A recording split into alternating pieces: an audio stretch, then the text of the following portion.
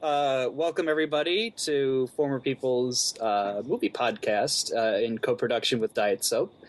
Our film this month is Jeanne Dielman, Quai du Commerce, 1040, Bruxelles. I think I pronounced that correctly, as the only person who may have studied French. Yeah, no, I've studied German and Spanish and Hebrew, but not French. I took some French in high school, but I don't remember it. No problem. We'll just refer to it as Jeanne Dielman. Jeanne Dielman. John, I can say that. Yep. All right, good. So, how do we want to start talking about this piece? Because I really did like this. This was a very interesting film. I didn't expect to like it as much as I did, but I think there's a lot to talk about here. Why don't we go around and each one of us just describe what it was like to watch the film? The first time I dreaded it in a good way, and the second time it was like watching grass grow. Did you want to say a little more than that? Like when did it start to lose you, and or what? Oh no, I dreaded it as a film. Like dreaded it. Like I felt dread, like the repetition and almost OCD nature of it, like made me feel dread. But when I watched it again, like the second time, because I knew what was going to happen, and so there's no like nail biting, like what is wrong with this woman? It was like watching grass grow. All you had was space and time and pretty scenery. Well, so the way I first encountered it, not so much with dread, but like a kind of worry, largely because of the reputation which preceded the film. So, arguably, I thought it was going to be something along the lines of like, look, it's the condition of contemporary women, don't you understand?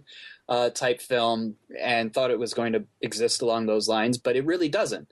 To me, what was exciting about it was not so much its social implications, though I suppose you could read them, as much as it was an excellent exercise in seeing what a life of ritual looks like, and in great detail. And what really fascinated me so much about the film was how, by minimizing quote-unquote drama, and focusing on the minutia of that kind of existence, even the most minor of details have these dramatic implications in them. So as we progress through the narrative, and you see this woman exist within this realm of ritualized existence, minor details like missing the rituals or dropping a brush or missing a button suddenly become explosive in a way. Like they say, look, what's going on? Is this woman is falling apart, even though theoretically, like, she looks fine, or overcooking potatoes or what have you. That to me was very, very interesting. But to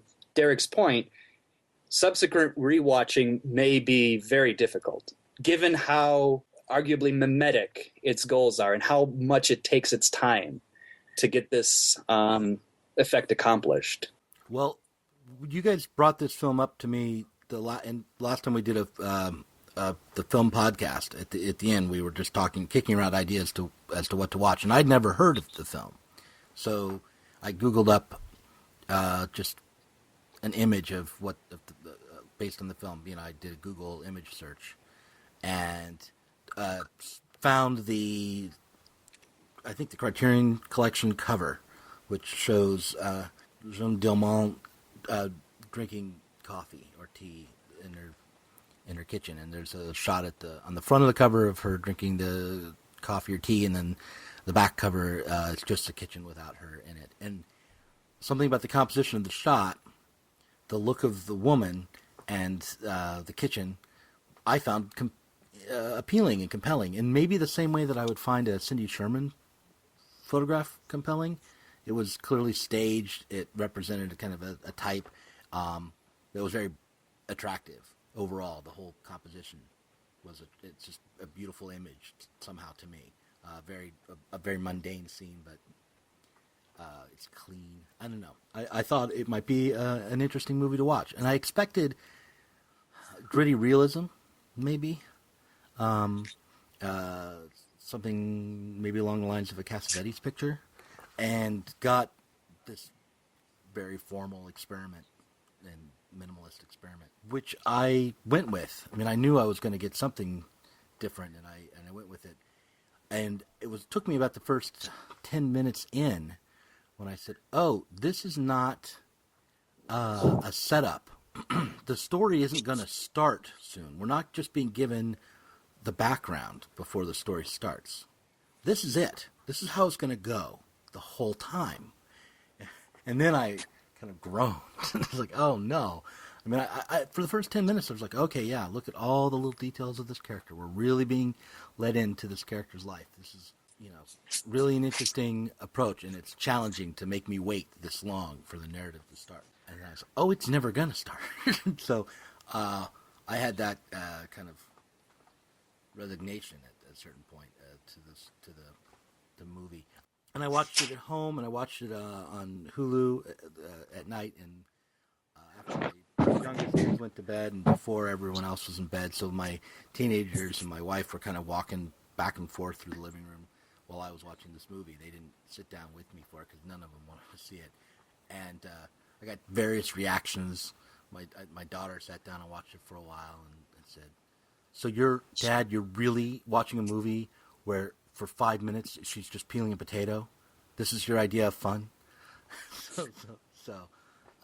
And my wife had a reaction to it. Maybe we can talk about that later. But by the end, I found that I was enamored with the film's look. All the things that appealed to me about the Criterion Collection cover were still appealing, but I didn't know how I felt about the film overall. Maybe this conversation will help me with that. Fair enough. So what's interesting, so you don't mind if I probe on you a little bit there. It's like, so I guess two things. One, why did latching on in particular this idea of a lack of narrative have that effect on you, especially with regard to after our last discussion of Slacker, where that was almost a plus for you. And then again, related to what keeps you from, what maintains this sort of like distance from the film. By distance, I mean that precisely not knowing what to think about it. Okay, the first thing I can answer easily, which is that while Slacker doesn't have an overarching narrative, it doesn't have a conventional plot. It has a lot of the things that you take pleasure in when you're watching that kind of story. So it has a lot of dialogue. It has a lot of small stories. They're characters with clear desires and jokes.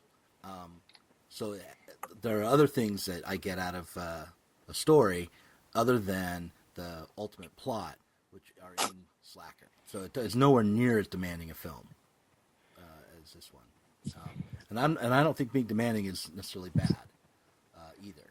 This is so that there's that. The reason I'm ambivalent is because I'm not. Partly, I think it's because of the way the film has been picked up and thought of as a great feminist work, which I'm not sure I would agree with necessarily, or think is particularly helpful when it comes to watching this film and thinking about this character. On that, I agree, and we can come back to the feminism thing like towards the end. But I think the character is very much. Well, I mean, I think the character is very much a particular kind of woman that has an almost OCD quality about her. And the rituals of her life are very staid. And, as Harry Crews says, it's the ritual ways of doing things that keep most people safe. And I think this is a film largely about that, actually, more than anything else. There's... No, I would have that reading as well. I think the ritualization of the existence is what's fascinating about that. And in a way, it's like the mundaneness of details becoming sort of structured, life, is what's exciting about it. To me, the details of, and this is an attempt to read myself into it, which I hate doing, but so be it.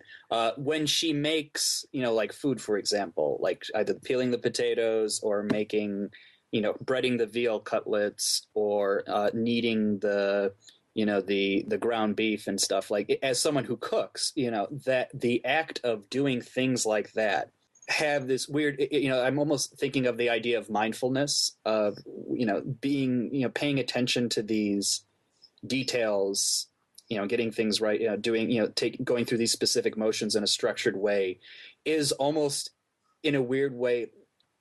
It could be meditation, but I won't say it for Jeanne. I don't think she's operating on that level, but it's a sort of means of at least providing the idea of control, the idea of, having a sense where the order of things makes sense, where there is an order to things. Yeah.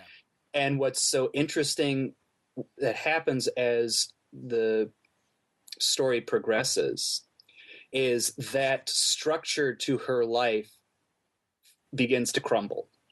Now, and I think it starts happening at a specific moment. So the odd detail in here is that, yes, she's what we would consider a typical housewife, except for the main detail that she's also does something like prostitution, or she is a prostitute. She's explicitly a prostitute, yeah, right? Yeah, and so there's one trick that comes by at the beginning, doesn't do anything to her. A second trick comes in, but for whatever reason, and I think there's one reading of what happened, I'll go into that, the effect of that second trick does something which starts falling, her regime starts falling apart. So she overcooks potatoes. And that's the first, she overcooks potatoes and her hair is messed up. Because she had to run and get new potatoes. It's like basically her life was so structured that one mistake can create a domino effect. Right, yeah. Right. I worried about her when she overcooked the potatoes because she had to go get another bag. And I've been, she's only making her money from turning tricks. And I've lived a life where things are very tightly economized. I mean, not so much now, but I've been in situations where you have to live. Oh yeah, you accidentally overcook something, then you're kind of fucked. Yeah, you just eat it. Or I thought, she goes buys more potatoes, and is she going to be able to get potatoes next week? Or because especially with her, everything is just exactly right. So I imagine she's budgeted down to the last dime. So that's going into a socioeconomic reading, which I don't think is necessarily what fucked her up. I think what fucked her up, this is arguable, is that something in that Trix relationship screwed her up. One reading, and this is Chantal Akerman's reading, and I think after she said it, I said, yeah, I think that's right. That's the first time she ever orgasmed, during that second trick. Right. Yeah. And as a result of that, I think you even hear it.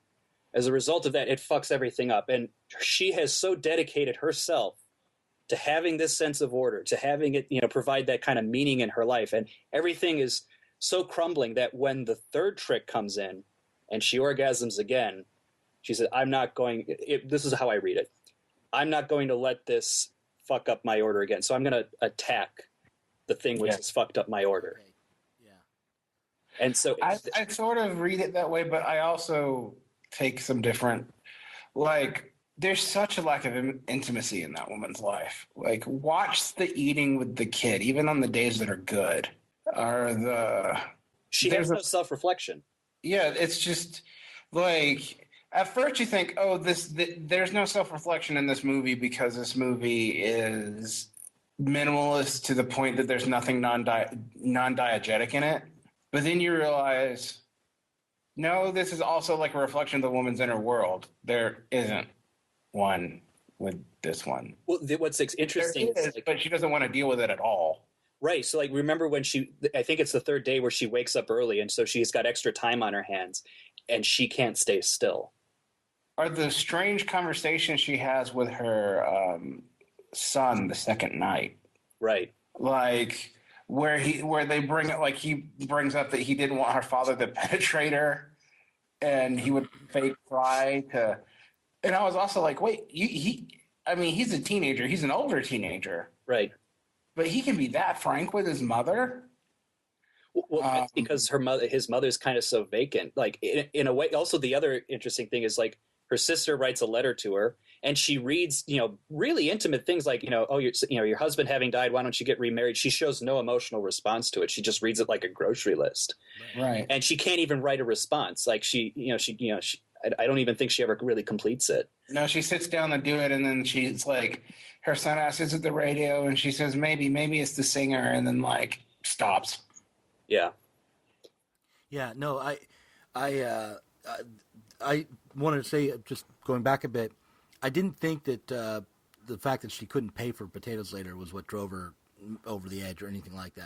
Right. I was just saying that I had this momentary panic for her because it was out of the routine. And I really, what's interesting right now, listening to you guys talk about the movie, is I find you guys talking about it more entertaining than having watched it at the time. It's interesting because you have to watch this movie completely differently than you watch a normal movie. Because when I said like nothing non-diegetic is there, it's really not. I mean, so we're used to in movies all kinds of cuts and cues that mean something. And in this movie, I don't think a lot of the cuts do until the third day. Right. Well, the cuts are as mechanical as her actions. Right. So we get the same shots over and over and over again. Yeah. Well, what's interesting about them, I think they are having a function, is that they're so ordered that when it allows you to be mindful of the time and the space, even when you don't see something. So, for example, on the first day, we see that, after being with the trick, she showers and then cleans the tub. When we go to the second day after the trick, we don't see her shower, but we do see her clean the tub. And she didn't shower. We know she showered. We didn't see it, but I think it's because the structure is such that we can skip it. We already know it happened. But yeah, you're right. It absolutely mirrors what is going on in this woman's existence, right? And that's another interesting thing. And I'm also glad you brought up like the dread you had, or is dread the right word when you talked about? Oh yeah, dread. I mean, because it's very Hitchcockian in a weird way. I just felt like when Hitchcock, maybe this is non-diegetic stuff. So you guys know what I mean when I say that, right? Yeah. Why don't you explain it for the audience? All right, for audience and Doug, diegesis is stuff that's in the film that the people in the film would recognize, and non-diegetic is stuff that's in the film but the people in the film have no idea because it doesn't exist for them. It exists for the audience. So, for example, background music that's not heard. That's non-diegetic. There's nothing non-diegetic in this film. All the noise, like one of the things I was sort of amazed by about this movie is you don't notice how much noise is cut out of movies till you watch this one, because you hear everything as it would actually sound. Right. The clink of putting dishes away, which becomes like a weird, like almost musical thing. But yeah, and also in contrast to darkness, because there are a lot of dark scenes in here, not just psychologically dark. I mean, when they're going for a walk at night, or she enters dark rooms and turns lights on, you hear her more than you really see anything. Right. And yeah, dark is actually dark. It's not just like tinted. Right. And in a way, I think it takes that sort of kitchen sink realism and ups the ante in a way. Well, you want a real movie? I'll show you a realism movie. I mean, the thing is, I think you can't, this kind of hyper-realism, because this is essentially hyper-realism in movie form. After this movie, I don't think it would work again. Well, I think it's really important that you call it hyper-realism, because it's all these things that are cut out of a theatrical work or a traditional narrative work, so that we can emphasize the elements we want and showcase certain dramatic moments or certain ideas or certain bits of dialogue and not be distracted by the clinking of the glasses. So it does that, but then at the same time, a lot of the theatricality of everyday life is missing from this movie. People are more dramatic than this woman is. Well, here's the thing. This is why I'm nervous about using the term hyperreal, because, Doug, I know you watched the Rick Roderick lectures. Hyperreal, as understood in the context I've always understood it as, doesn't really associate with this film. This film is mimetic to such an extreme that I think to call it hyperreal feels wrong, unless you have a very sort of specific reading of hyperreal, which is how we use it. I'm talking about the art genre, I was just going to say that there's not the way in the art world. Right. Go ahead, Derek. Yeah, the art genre, not the philosophical critical theory concept, which those things are not disconnected. No, they're not. But the thing is about hyperreality in that sense is that it has an uncanny valley effect. Right. This doesn't have an uncanny valley effect. You just come off feeling that this woman's disturbed. Like if you were with this woman for more than a few minutes, you would feel weird. A lot of people did have that reaction to say, like, is this woman crazy? Is this woman insane? And I would say, if you had removed the, like setting aside the final act. Well, I mean, like, actually, she pretty much obviously is. But I mean, no, I would say I wouldn't go so far as to say she's insane. I would say the obsessive compulsiveness exists there, but like part of me would say like I recognize this ritualized existence, not in myself, but I recognize it. I've seen this happen. People do that, but like I did recognize, however, that it was collapsing. And that's where the dread comes in. That's where I think if there was a thought that something might happen that's in a disturbing way, it was the collapsing of the order, not the fact that the order existed. it was it is the moment that the first thing. Well, because this movie is playing with your expectations from normal film watching, but like making you watch a film in a different way. Right. You still carry over the whole like lingering shots mean dread thing because that's a Hitchcock trick. Right. And yeah, that's definitely existed. And this is why I said like, that's why, missing a button and even like referencing Chekhov by like putting the scissors down on the mantelpiece and like pistols on the mantelpiece. We know what's going to happen type. Yeah. That's like scissors. Yeah, only scissors this time. I want to say something about just how ordered her life was, and going back to my experience of watching the film rather than reflecting on it. There was, as I watched her put things away where they belonged and go through her very specific routines that kept everything in order, I felt a bit of guilt about my own life because I live in a house where we got stacks of books everywhere. Sometimes there's even laundry where it shouldn't be, and it's just we're not as organized by any means as we should be, and I know I'm a part of the problem, right? So I said to my wife, and this gets to the feminist part of it. I said, look how she's got everything exactly where it should be. This is what we need to be more like. And she's going crazy, but I think it would be good for us. And my wife just was like, didn't want to, got kind of angry at me because if I feel guilt because the house isn't the way it should be, she feels 2, 3, 4 times as much guilt about the house, right? Or she thought that perhaps what you were saying is we need to be more like that. If in your relationship she does more of that stuff, she assumes you're criticizing her. Exactly. No, exactly. Yeah, exactly. No, she assumed, and yeah, but I wasn't actually thinking of her. I wasn't trying, like when I was feeling guilty, I was feeling guilty. I wasn't feeling irritated or upset at her lack of organizational skills. There's 6 of us. She's doing a great job. Yeah. So, but I work. She's mostly home. So yes, she does more of her work. And yes, exactly that is exactly how she interpreted it as a criticism. I explained it wasn't, and I said, but watch what's happening. With this lady. She's kind of, and I said, this is actually a feminist movie. It's kind of a critique of housework. And Miriam didn't want anything to do with that either. She said, well, you can't critique it. It has to happen. This is just it's unescapable. You can critique housework all you want, but it still has to be done. Well, the normal critique of housework actually just ends up being that we should pay for it. Yeah, right. Like in a way, like that kind of like. Well, this is why I don't think the film operates on that particular feminist wavelength, because I don't think in the presentation of the film, her doing housework is a manifestation of patriarchy per se. I mean, maybe it is. Well, but the guy's dead. The man's dead in her life, right? Yeah, the man is dead in her life. So, and she chooses not to remarry. And they even bring up the fact that she could. In fact, she doesn't even have to live a particular style of life. She could easily marry up, as it were.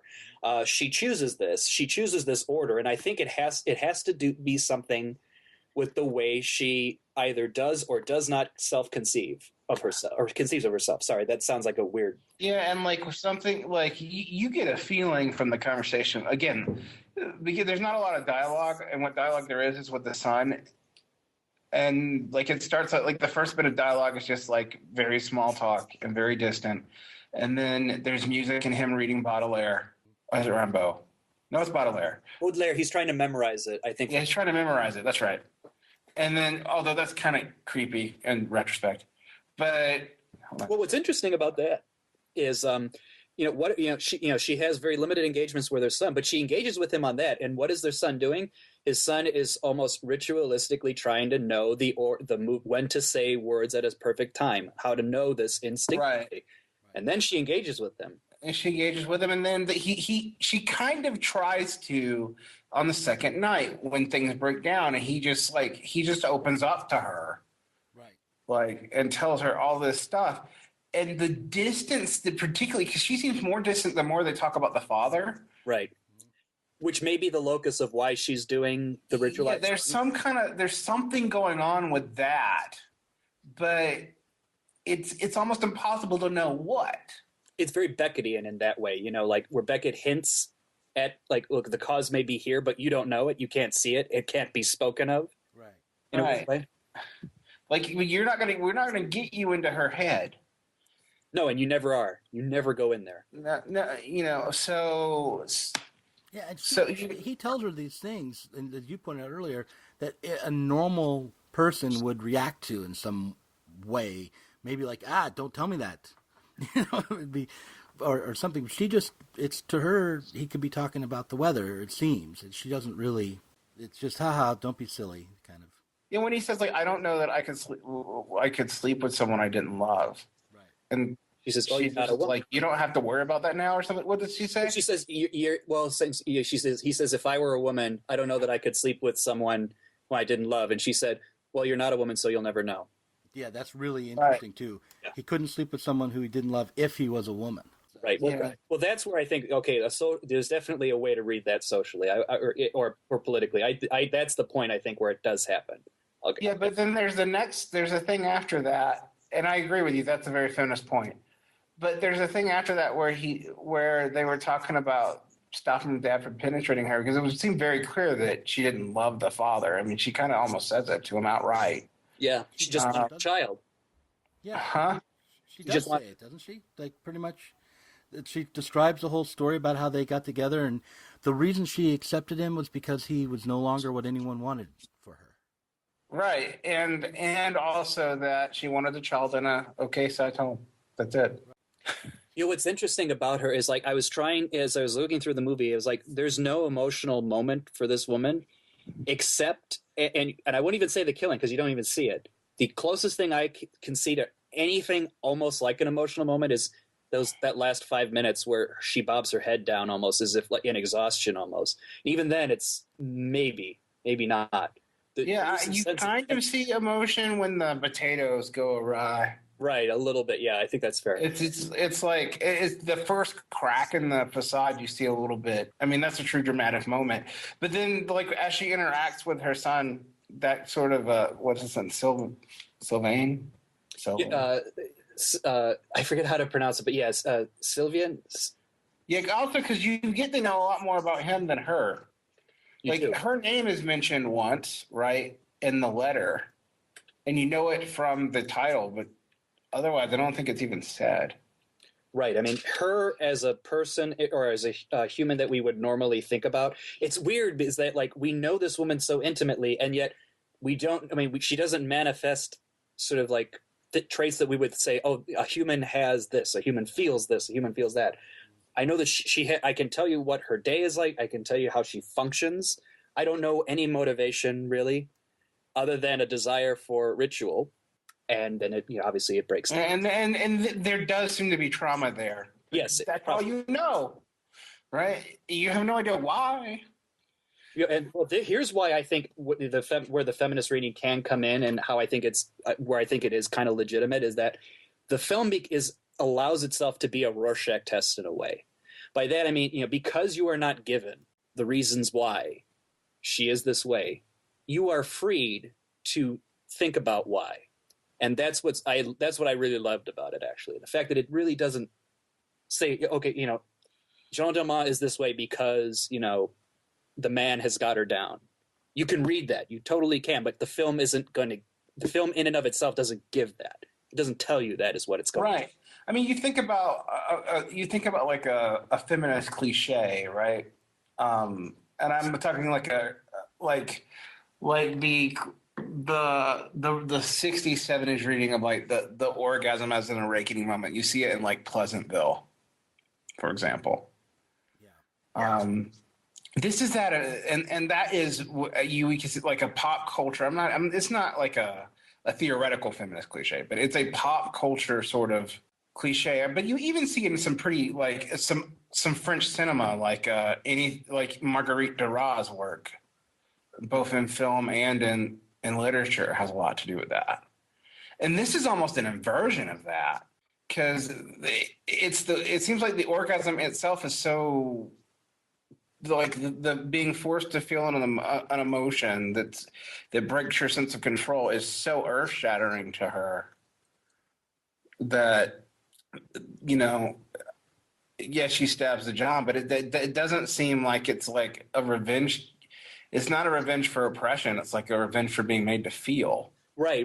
Yeah, the John in and of himself, he isn't acting like, outside of the fact that he did give her an orgasm, he didn't really do much in a way that you would think of as patriarchal in a way. It's more like John. He was a John. He's just a John, and he was more like an element in her life. Sorry, go ahead. So, I'm sorry, I'm talking over you. I was just say he was just like an element that she needed to correct, as opposed to him being a person that crossed her. Sure, but the feminist take would be, as a John, he is patriarchal. In the film, that her position as a prostitute is from the start a position of being oppressed.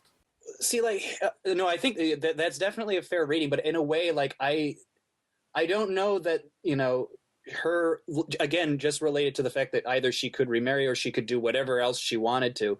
I think her doing tricks in a weird way fits her conception of ritualization, because there's a way there are a lot of people who will turn tricks who say like they don't get anything out of it. They're not even getting an orgasm. It's just a function. It's a quick way of getting what I need in order to move on with your life. So I don't even think she. I mean, I don't think she self-conceptualizes it that way, and nor do I think her lack of conceptualizing it that way is a result per se of her living in a patriarchal system which prevents her from thinking about it that way. Here's my problem with the movie as a feminist movie, is that you've got a character who has no self-concept, or doesn't seem to have a self-concept, doesn't accept beyond the rituals of her life, and yet in order for her to be, in order for the feminist critique to work, you have to assume that she's been robbed of that, that it's because of her femininity that she has been robbed of her self-concept, that she's not allowed to be a subject by the situations she's in. Now, and I think that fails to see the complicity that she has in her own life. Well, I have a slightly different reading, but it's similar. I actually think for someone who has that ritualized of a day is actually desperately seeking to be a subject. It's not that it's being denied. It's like they're desperately seeking it. Seeking to be a subject or to be an object? To be a subject. Okay. Because what is ritual about? Why is someone OCD? What is that related to? I mean, you're just OCD, right? But it's it's an anxiety issue. It's a way to negate anxiety. And the reason why you negate that anxiety is because you assert your control as a subject. So the orgasm is interesting because while it is an awakening, it's an awakening her to a realm of experience that is both unique to a woman and also pretty powerful, she doesn't have control over it. So like I said, if you take like a pop culture, and I'm putting feminist in quotation marks before I get accused of misreading all kinds of feminist text. But if you take a pop culture view of feminism or a view like feminist sexuality you saw in the 60s and 70s female French Lacanian filmmakers, and I mentioned Marguerite Duras again, but it's important because they're contemporaries here. Yeah. That this has an almost inverted view of subject-object relations to that, and that what the offense is in the of the John may be far beyond the orgasm, but the reason why the orgasm would make her feel it is that it breaks up the power of having ritual control. So it seems way more like if you understand OCD, and this is interesting in a lot of ways. Like Akerman said that this film was really for her mother and was a recognition of the kind of woman her mother was. And she said, for example, that she tried to work with only an all-female cast with this. Yeah, and crew. Yeah. Well, not all-female cast because there's obviously a male in it, but all-female crew. And she was not happy with it, actually. Again, what's interesting about Chantal Akerman, she's Jewish Polish. Her family came from Poland at that time, and there's weird quirks to how they conceive of the self in relation to the space, which is ridiculously prescient. It has to do with this ritualization aspect, but because I think like the Eastern Europe, that sort of Eastern European thing is oddly similar to what people think about Japan, where people fetishize that actually. Mm-hmm. The sort of ritualized complicity. But I don't. Okay, I want to jump in and say something about her subjectivity in the film, or the how she's questing after having self control and mastering the world around her. Is that what obviously has come of that is that she's completely a slave to these routines and the things in her life. Oh yeah, and and if you think of the necessity for cleaning and cooking and bathing and just housework as an imposition, then she doesn't appear to have any subjectivity because she doesn't have any space of her own that isn't in service of all these rituals that are just maintaining a household. Yeah, but I mean, again, it's very religious though, because like religious ritual is operating at the exact same level. Right. In fact, what Chantal brings up is that what she in her own personal narrative, which is interesting, is that she said when her grandfather was in the house, he was very. I don't know if he was a rabbi, but he was very much ritualized in terms of being Jewish and reading the Torah, what have you. And when he was gone, her parents got basically ignored the obvious Jewish religion, but the structure of their lives turned into this ritualized form, almost as filling that gap. Right. Yeah, and that's a great example because the thing about being a thing about religious ritual is that it's a form of submission to God, isn't it? But it's submission to God for what? It's like I think you are having a very one-sided view of what people give up these freedoms and become slaves of these things for, and that is generally because they are afraid of being made object or being subjected to, but being made object by other things. So, like, why would you be a super religious Orthodox Jew? It's not about going to heaven. I'm going to tell you that because they don't necessarily believe in it. Some do, some don't. It's about fear of retribution.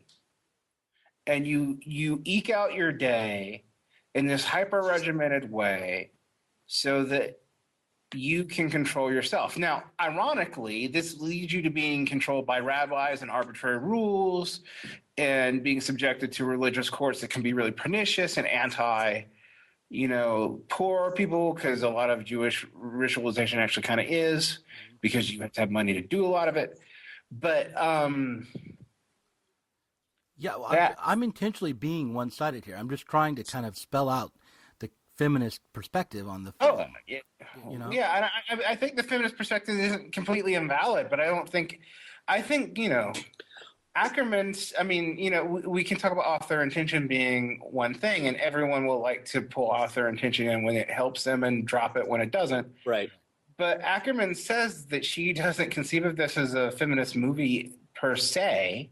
Not that it's not, but not that that's not the only thing it's doing. And that she doesn't see herself as a feminist filmmaker. And even so much as saying she doesn't think women's cinema as a thing even exists, and implies maybe that it couldn't. Yeah, interesting. So, did either of you guys read any feminist essays or criticism of the film? Specifically of the film. So the introduction to not the introduction, but if you buy the Criterion DVD, almost always Criterion DVDs come with an essay. And there is an essay by a film scholar. I think her name is Yvonne Margrilles. Mm-hmm. You have to forgive me for misreading her, but it's available on Criterion's website if you want to read it. But it gives you the specific feminist reading and situates it within that, in what you would consider like, I don't want to say traditional, but what we would probably say is the typical kind of feminist reading of such things. And she understands Chantal's position that, no, she didn't read it that way, but she says, nevertheless, the film does exist in this, and she'll go into the reasons why. So that essay is available for anybody who wants to read it to get a different perspective, perhaps, than what Derek and I would read it as. But again, I would just sort of reemphasize that the reason that reading can become legitimate is, again, this sort of Beckettian notion of leaving things left unsaid. And what's great about that is, again, the author steps away as a function of saying, but think this, and allows the reader to then incorporate those things. Now, some readings are better than others. I do believe that. But again, sometimes, leaving things left unsaid allows you that kind of freedom. So that's what I would say. I think, and this more than a lot of similarly French movies that have feminist or anti-feminist or conflictedly feminist themes. If you think of like some other movies from this exact same time period, The Obscure Object of Desire by Louis Burnell, and or the Anything by Marguerite Duras from the 60s and 70s, particularly Hiroshima Mon Amour. Interestingly enough, though, to situate this film in that kind of context, the actress who's playing Jeanne Dielman, Delphine Seyrig, it's interesting to cast her in this part. She was in, last year at Marienbad, she was one of the sextet in The Discreet Charm of the Bourgeoisie. She is this, really well-known French actress within that context. So to put, she made her own films, and one of which is what, I don't pronounce French, but what basically means be pretty and shut up. That was about sexism in the acting industry. She's an out and out feminist, and she worked with all these people that I'm mentioning. Actually, right? Yeah, that's why I brought it up. Yeah. Well, I looked. I want to say something about the. I want to ask actually. Would you say that? These other feminist films in that time period had the same offered the same kind of solution to women's oppression that this film did? Or was what it solution? Unique? Well, the violence at the end maybe is a kind. Is that a solution? Like, I don't know that. I don't think the violence resolved anything in this film. And I don't think the film even makes that claim. Okay. That's the thing. Like, I think the violence is anticlimactic because she just sits there exhausted at the end because it doesn't really work. I guess, okay, so I'm not critiquing the film here so much as a feminist reading of it, but I think if you pick up the film as a feminist work, then you're going to look for some hint of a glimmer of an offer of a solution to the problem of women's oppression. Well, if you read it like Greek tragedy, you could say when you exist, let's give the feminist reading its due and say, okay, everything that is causing her to live this ritualized life is this patriarchal society. If you choose to read the film as Greek tragedy, you can left with two things. Either it's like, this is hopeless because, X, Y, or Z, or you can say, look, the fact that she lived this life meant that ultimately it went to not just her destruction, but someone else's destruction. So arguably the solution could conceivably be don't live this life. Overthrow this, that, or the other. That's one way of reading. Just laying out in a pure documentary way, how awful this existence is, and and also sucks for everybody, including men. Right. So even the supposed patriarchs don't really benefit from it. I mean, like, and you can there's a lot of things I think the feminist reading that we've been talking about, and it's not the only feminist reading, I'm hoping, because as there are many kinds of feminisms, I'm imagining there's many kinds of feminist readings, but you don't see a lot of focus on the relationship to the kid, which actually, like, she does seem to have sincere affection for him, but it seems neither oppressive nor not oppressive. You know what I mean? Well, I think the way that the essay discussed that relationship was that her existence is subservience to him as well. In that he says, oh, should you turn on the light or off the light? Food, this, that, or the other. Basically, like, he doesn't have to do anything for himself in a way, other than that's true. So that's how they would read it, and that's fair. I think that exists in there. But again, I would say then you're choosing to ignore the other clues in the film as to why she's living this ritualized existence. I think having to service him is just part and parcel to the nature of the ritual she has chosen for herself. Yeah. Right. I mean, like, because he doesn't seem particularly violent in his demands of it, or even in some ways he seems despondent with it. Yeah, he's sort of used to it, and like almost dejectedly. Yeah, he's just from it. He just comes home and it's like, okay, well, this is nice.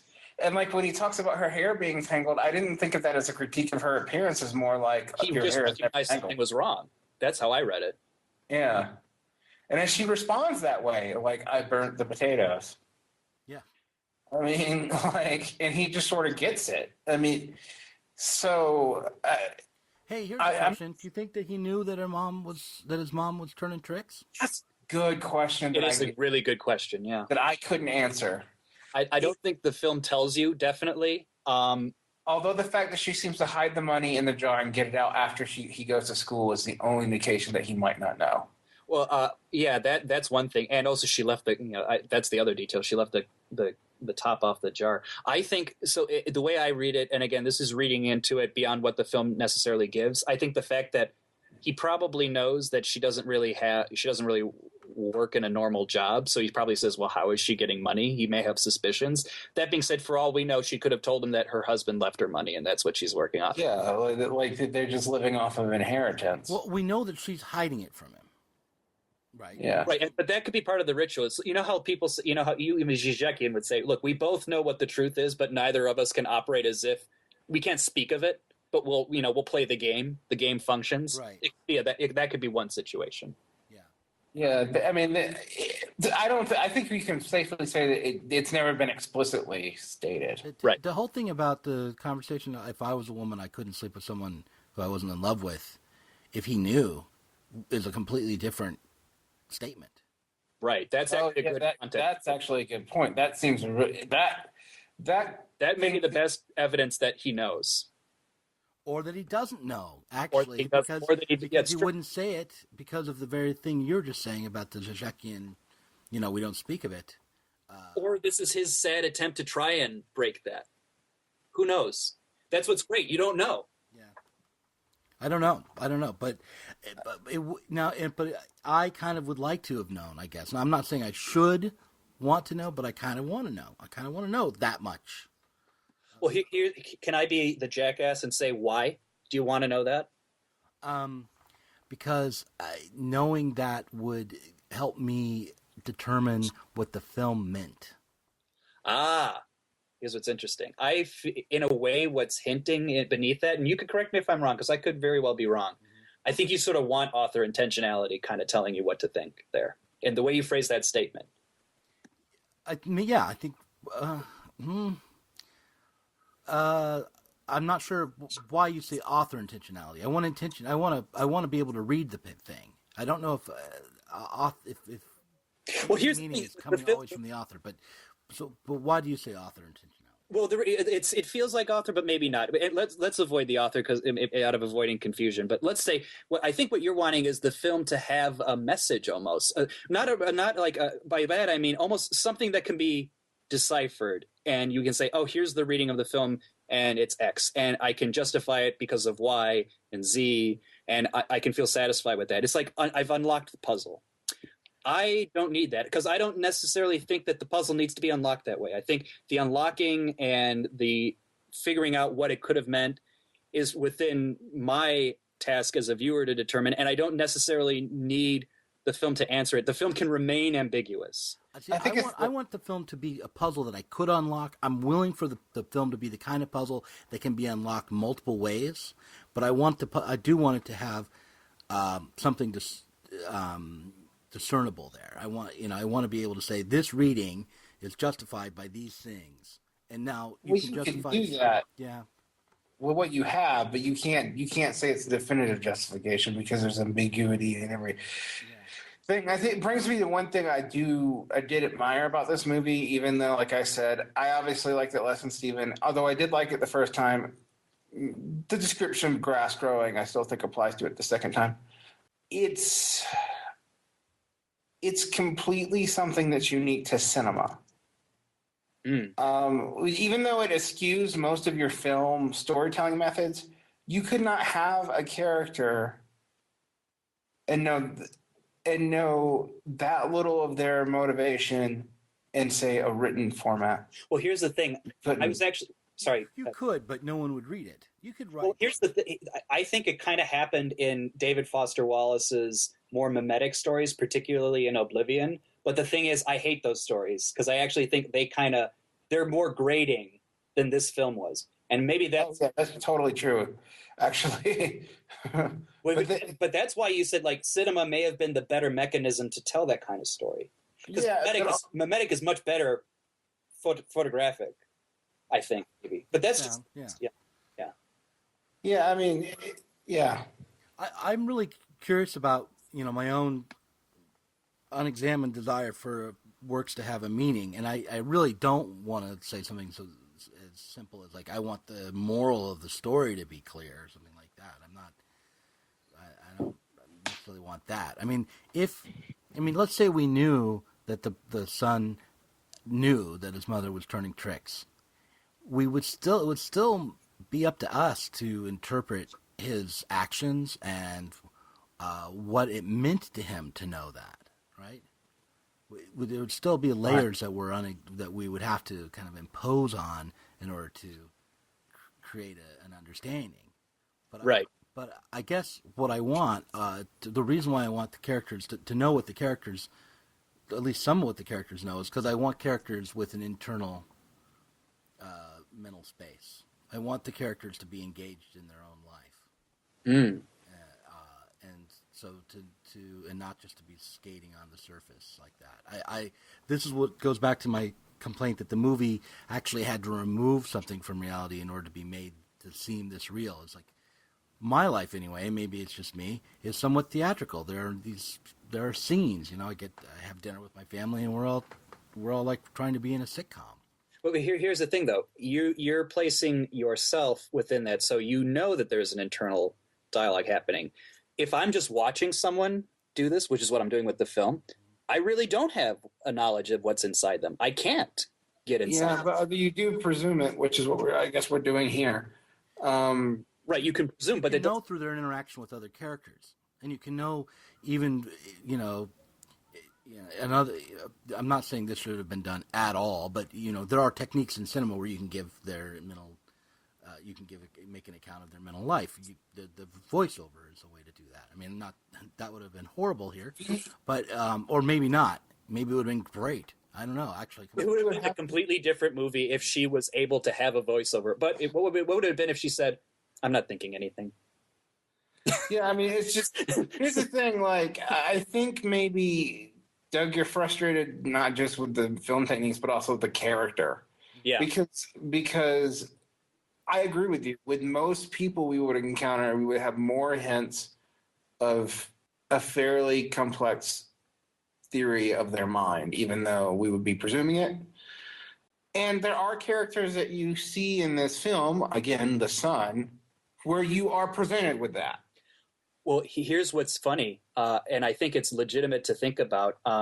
Is it a question of, do we not know what's in Jeanne Dielman's mind, or can I be harsher and say maybe there isn't anything, and we're just realizing it?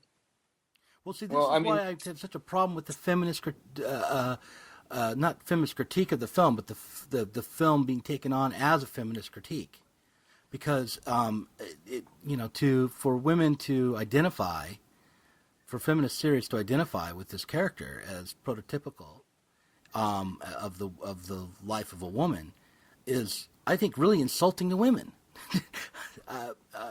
Maybe, so I'll just say that. I think there's something to say about that, because in the aftermath of sort of like a Betty Friedan, arguably someone living a life of a housewife, especially if she chooses it, there would have been some people who would lash out against that, saying like, how dare you? Yeah, although it also seems like to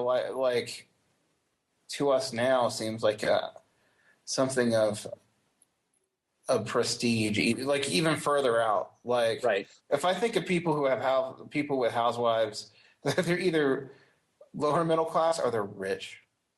And sometimes the women I've known that were like that have actually actively pursued that as a sign of status, which is weird to me. But particularly since my parents like raised me on not Betty Friedan, but at least Gloria Steinem. Right. Yeah. And so, like I said, my mom's hippie. Well, this is a working class woman. Yeah. Very working class woman, and yet, like, she maintains a totally domestic existence, which is just an interesting thing to think about, I think. Right. And what you'd have to do that, yeah. I mean, I get that's a valid feminist critique. But is it a feminist critique? I mean, here's the thing. I think that would be something else, some other kind of critique about the economy, not about the. Well, it depends on what kind of feminism. This is going to reveal how much of an aesthete I am, I think. Yeah. The fact that Jeanne Dielman has rituals is not the troubling part of it to me. Right. I agree. No, I agree. There, go on though. And so her choosing to be a housewife in a way has elements of beauty in it to me. The degree, her attention to that detail of brushing, not just brushing her hair, but attention to the shoes, attention to peeling the potatoes, the way, as I said, the making of the food, all of that has an element of, aestheticism. Yeah, it's not sentimentalized here. Right. But it also isn't condemned in the same way. Like, it's not portrayed as drudging. Right. Actually, it's not. I mean, think about the film when we get to see the first time we get to see her take a bath, right? Right. Mm-hmm. And it's there's no modesty in the way it's presented. Mm-hmm. No, and there's also no sexualization. There's no eroticism to it either. Right. I mean, she's an attractive woman and she's naked in the bath, but she's not in any way. There's none of the signs of sexuality to that. It's a very matter of fact, private moment for her. It's part of her private rituals, and she has a very set way of bathing too. I mean, everything is that way. But, right. But I didn't feel watching that she was seeing her bathe. It seemed very natural, and there was beauty to that. I mean, of course, I picked that particular moment, but the point is that all of it could be a celebration of the need for material routines and the beauty that can come out of coping with the material world and the imposing order on the world that way.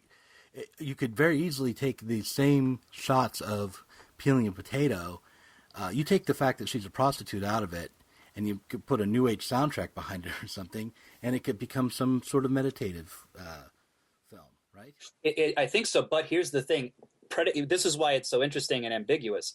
the fact that it broke down, depending on how you read the breakdown, can be read as a critique of that, right? So, like, the fact, it isn't so, the fact that it broke down could be read two ways, right? It's tragic. You could say it's tragic because it did break down.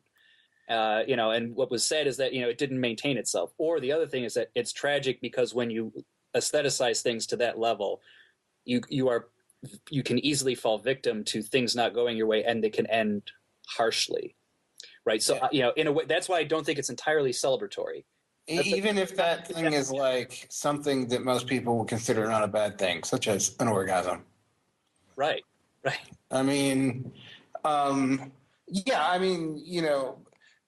I think you could easily hold both views. You could take I would have a hard time taking a hard feminist reading of this movie, but I think the soft feminist reading of this movie, as kind of tragic is actually pretty legitimate and would still maintain the critique of ritual and everything else. The movie's about a lot of things. What did you guys think of the light on the drapes during their dining? Yeah, I picked up on that too because it's actually so it's the lights of the street is how I read. Right.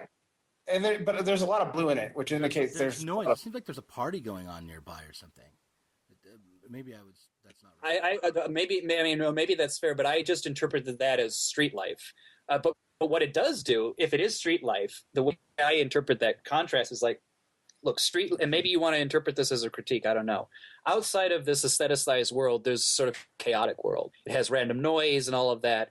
Whatever, it's distinctively distant from this world, but it's that world still shines its light on it. Or you can't say what happens is that even the street noise convert themselves into this aesthetic ambience, right? So that light is part of her world, but it's part of the aestheticization of the world. That noise is part of the ambient aestheticization, like turning on the radio in a weird way. It seemed like the same noises. It wasn't as random as I might expect from street noises. Like, it seemed like I was hearing maybe music way off in the distance. But the thing is that when I hear street noises in a way I aestheticize it, it becomes a thing, a single thing. I don't know what that says about you. I can see that. I can get to a place where I can do the same thing. Yeah, but it was like it was the same. Well, it's all because of the way the thing was filmed. It was the same drapes, the same shot. So I kind of assumed the same source for the light, and that there was someone else who was doing something as ritualistically as they were in order to create that same light. But it was just the light of the city, which is ritualistic, but which is more diffuse. Not a neighbor, but the city. All right. Well, I think we've gotten this pretty well discussed. I don't have a whole lot more to say about it, except that I would be interested to see how you would sell this to an average person who would listen to our podcast. Well, fair enough. But I hate doing the thumbs up, thumbs down. You guys know me. I'm with Anthony Lane that all film critics should have their thumbs surgically removed in a metaphorical way, obviously. But if I will do anything, socially constructive, I will recommend definitely seeing the film. Primarily, if you keep it with, not necessarily if you keep it with the specific reading we have, but I think, you allow yourself to encounter a work like this, it would be beneficial in a way. Like I said, that being said, I'm aware of the difficulty of this film. I think that's true for both men and women. An audience these days will probably find this film very difficult to watch. I'm trying to figure out how it made a lot of money in Europe because it did. Did it? Yes, it did. That's amazing. I can't believe that. Yeah. After making this film, she was told that she was effectively a cinematic genius, and she became increasingly self-conscious about this to the point where, in the aftermath, she worried that she would never make a film to that quality again. And recently she entertained the idea that maybe she didn't. Yeah, it got the director's fortnight at Cannes in '75, and according to the source looking at, it was financially successful. Now, admittedly, its budget was only $120,000, which even in '70s money was nothing. Right. But because I'm like, God, you can't even get like an actor's toenail for $120,000 now. I would recommend that people watch it and then really don't just watch it, but watch it with somebody else and talk about it. I'd say be mindful when you're watching it. I actually am different. I'd say watch it alone. I'd say watch it alone, but then talk about it with people. Yeah, don't just like we did. Watch it alone, but know that other people are watching it, and then talk about it with your friends and things. Because it's a movie that strangely is can support a lot of analysis, even though there's only it seems so spare, and there's only a few things that happen. I don't think it's despite of. I think it's because of.